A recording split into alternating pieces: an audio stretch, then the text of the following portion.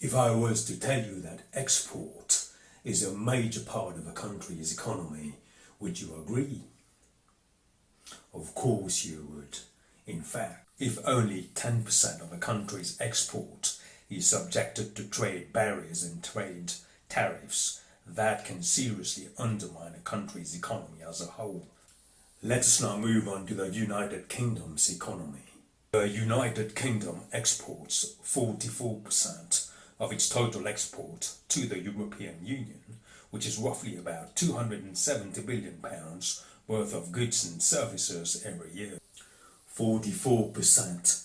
That is a massive amount. If that large portion of the United Kingdom's export was ever to be subjected to trade tariffs by the European Union, that could seriously increase the risk of the United Kingdom entering a recession. Some people may counter-argue that yes, that may be true, but the United Kingdom exports £270 billion worth of goods and services, and notably it imports £340 billion worth of goods and services from the European Union. And that they are running a trade deficit, thereby supposedly giving them more leverage at the negotiating table. But is that really true? I don't think it is. Let us take a closer look at the data. The European Union exports £6.1 trillion worth of goods and services per year. 6.1 trillion to the rest of the world and to the European Union itself. The European Union's export is much larger than that of the United States and China combined. This is how important the European Union import and export market really is. Another point that people keep putting forward is that the United Kingdom imports £80 billion worth of goods and services from Germany, wherein Germany has a lot of sway in the European Union's decision-making process, and thus again giving the United Kingdom more leverage on the negotiation front. But once more, let us explore the numbers. Germany exports £1.8 trillion worth of goods and services on a yearly basis. Only 4 to 5% of their total exports goes to the United Kingdom.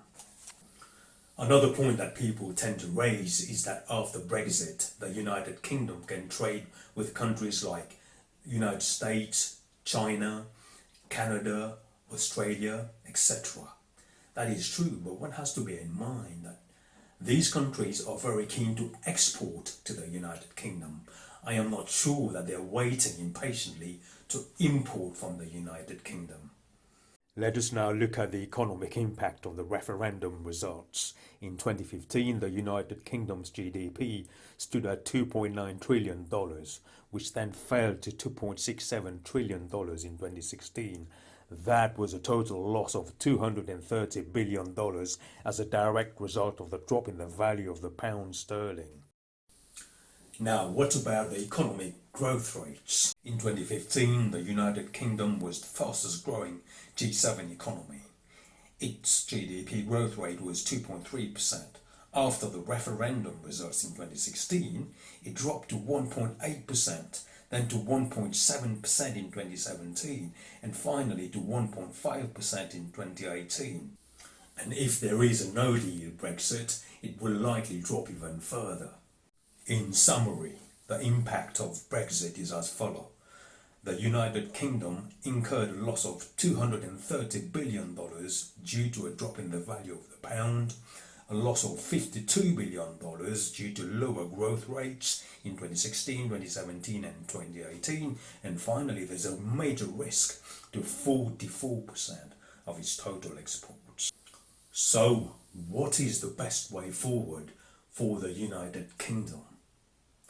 Please check out my next video to look at the options. Thank you for watching.